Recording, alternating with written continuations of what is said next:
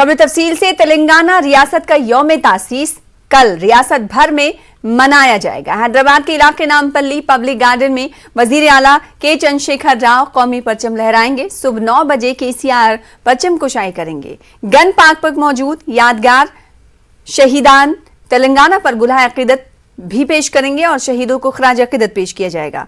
यौम तासीस तेलंगाना तकारीब के सिलसिले में पब्लिक गार्डन के अतराफ अकनाफ तहदीदात आयद कर दी गई हैं। तेलंगाना के चीफ सेक्रेटरी सोमेश कुमार ने इंतजामात का जायजा लिया, ड्रेस रिहर्सल का मुआयना किया और रस्मी परेड भी ली। चीफ सेक्रेटरी के साथ director general police Mahender Reddy, special chief secretary बल्दी नजमुनस्क Arvind Kumar, special chief secretary energy Sunil Sharma, commissioner GHMC Lokesh Kumar, managing director Hyderabad metro water works Dana Kishore और additional secretary protocol Arvind Singh और दिगर आला ओहदेदार मौजूद रहे। तेलंगाना पब्लिक सर्विस कमीशन की जानिब से ग्रुप 1 आसामियों पर अर्जी देने की तारीख में तौसी कर दी गई है।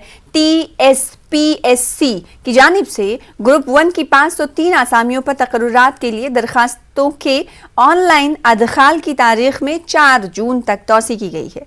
31 मई अर्जी दाखिल करने की आखिरी तारीख थी। आखिरी दिन उम्मीदवारों में गैर मामूली जोशो खरोश देखा गया। ऑनलाइन अदखाल के लिए रात 12 बजे तक की मोहलत थी, ताहम बाज उम्मीदवारों की जानिब से नुमाइंदगी पर तारीख में तौसी की गई।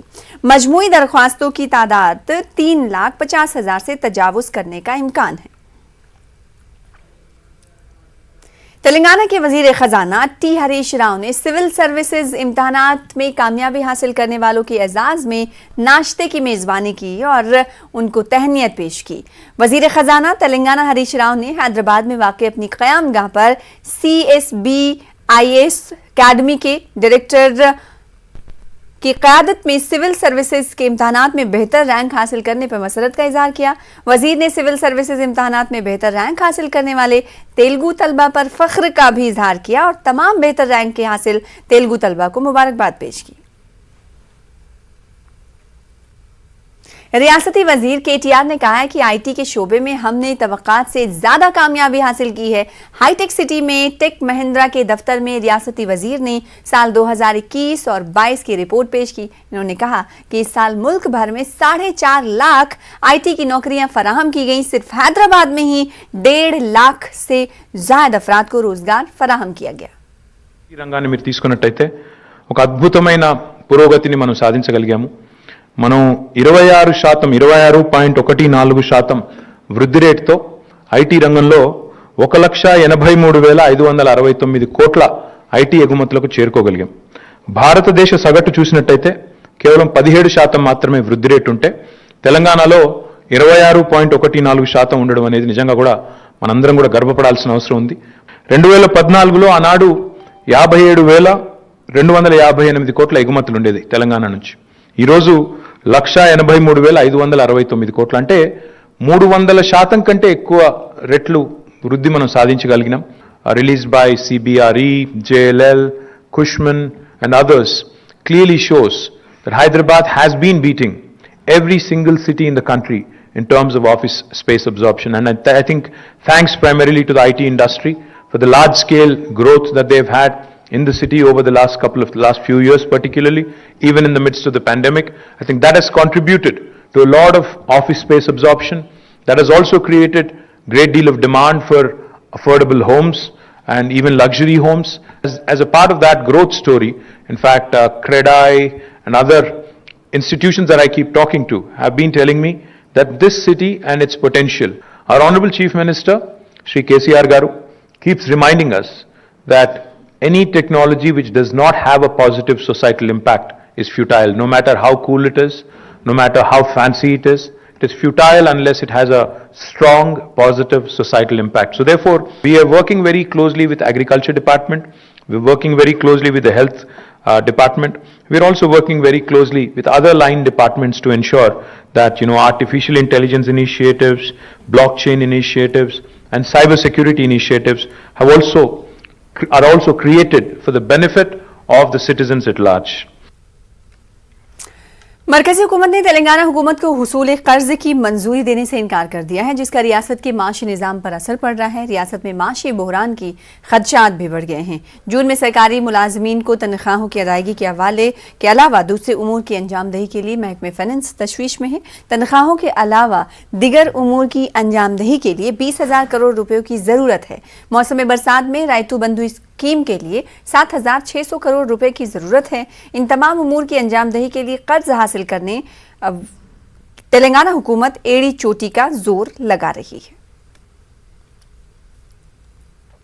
उधर तेलंगाना में बीजेपी की सियासी सरगर्मियां तेज हो गई हैं। बीजेपी तेलंगाना में अपने कदम जमाने की कोशिश में है, जिसके लिए बीजेपी ने अपना सह रोजा वर्किंग कमेटी का इजलास हैदराबाद में मुनक्किद करने पर गौर किया है। इम्कान है कि जुलाई के तीसरे हफ्ते में हैदराबाद में बीजेपी वर्किंग कमेटी का इजलास मुनक्किद होगा। सहरोजा इजलास में वजीर आजम नरेंद्र मोदी के अलावा अमित शाह और दिगर मरकजी वज़रा शिरकत करने वाले हैं।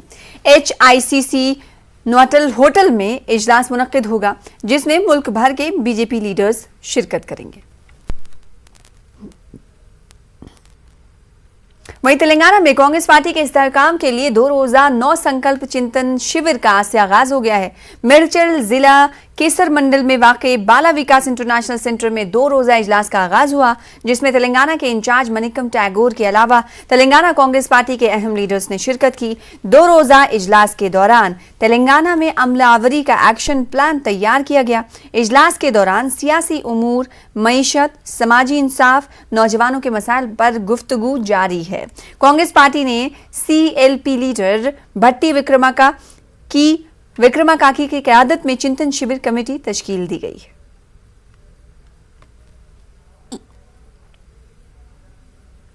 रियासती हुकूमत की खुसूसी दिलचस्पी पर शुरू करदा शहरी तरक्की प्रोग्राम पर GHMC दफ्तर में जायजा इजलास मुनक्किद हुआ। इस दौरान शहर हैदराबाद की सूरत हाल पर तबादले ख्याल किया गया। रियासती वजीर T सानी श्रीनिवास यादव ने कहा कि शहर हैदराबाद को सैलाब से होने वाले नुकसान से महफूज रखने के लिए मनसूबाबंदी की गई है। शहरी तरक्की प्रोग्राम 3 जून से 18 जून तक चलेंगे। उन्होंने कहा कि KTR के म्युनिसिपल वजीर बनने के बाद शहर हैदराबाद के बरसों से जेर इल्तवा मसाइल हल हो गए हैं। इस इजलास में वजीर दाखिला मोहम्मद महमूद अली के अलावा मेयर और दिगर ने शिरकत की। కార్యక్రమాన్ని కూడా దయచేసి అన్ని పార్టీలకు సంబంధించినటువంటి ఎమ్మెల్యేలు కావచ్చు, కార్పొరేటర్లు కావచ్చు, ఇది మన బాధ్యత, ఇది మన హైదరాబాద్ సిటీ, ఇది మన అందరిది. కాబట్టి అందరూ కూడా చేదోడు వాదోడుగా ఉండి మన హైదరాబాద్ సిటీని ఇంకా బ్రహ్మాండంగా చేయడానికి అందరూ సహకరించాలి. మీ అందరి సహకారం కూడా అందరి భాగస్వామ్యంతోనే మనం కార్యక్రమాలను తీసుకొని ముందుకెళ్తాం. డెఫినెట్గా ఈ రోజు మనకు తెలుసు ఈ పల్లె ప్రగతి, పట్టణ ప్రగతి పెడితే ఈ రోజు గవర్నమెంట్ ఆఫ్ ఇండియా ఎన్నో అవార్డ్స్ ఇచ్చింది. ఈ రోజు దాంట్లో తీసుకున్నటువంటి మీరు చూసినారు, వైకుంఠ ధామాలు తీసుకుర్రు, ఫుట్పాత్లు తీసుకుర్రు, బస్ బేలు తీసుకుర్రు, రోడ్ కనెక్టివిటీ వచ్చినప్పుడు అండర్ పాస్ తీసుకుర్రు, స్టీల్ బ్రిడ్జ్లు తీసుకుర్రు. ఇట్లా చాలా కార్యక్రమాలు తీసుకొని మనం ముందుకెళ్తున్నటువంటి, కాబట్టి అందరూ సహకరిస్తారని చెప్పి నేను ఆశిస్తా ఉన్నాను. अशिया ज़रूरिया की कीमतों में इजाफे से परेशान हाल अवाम को ईंधन कंपनियों ने थोड़ी सी राहत फराहम की है। ईंधन कंपनियों ने कमर्शियल सिलेंडर की कीमतों में कमी का ऐलान किया है। 19 किलो कमर्शियल सिलेंडर की कीमत में 135 रुपयों की कमी की गई है। कीमतों में कमी के बाद हैदराबाद में कमर्शियल सिलेंडर की कीमत 2,427 रुपये हो गई है, जबकि घरेलू गैस सिलेंडर की कीमत में कोई कमी नहीं की गई है। हैदराबाद में ये 1000 के पार ही है।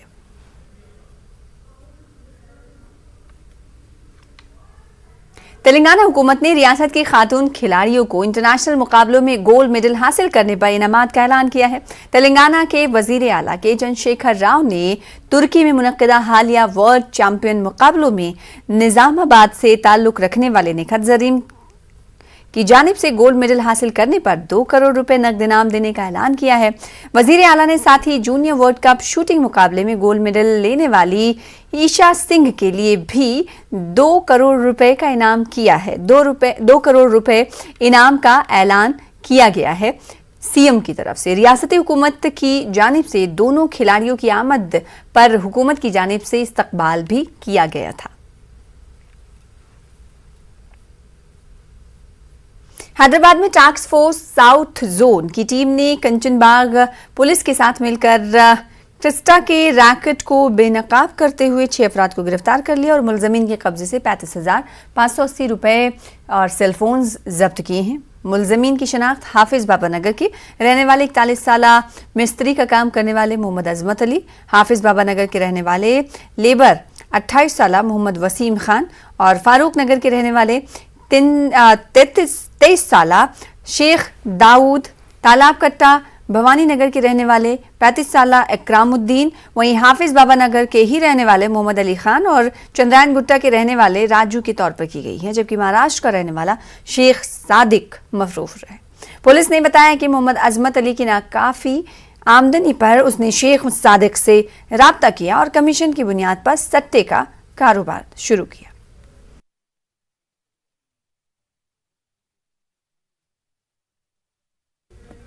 फिलहाल इसी के साथ रुकेंगे छोटे से ब्रेक।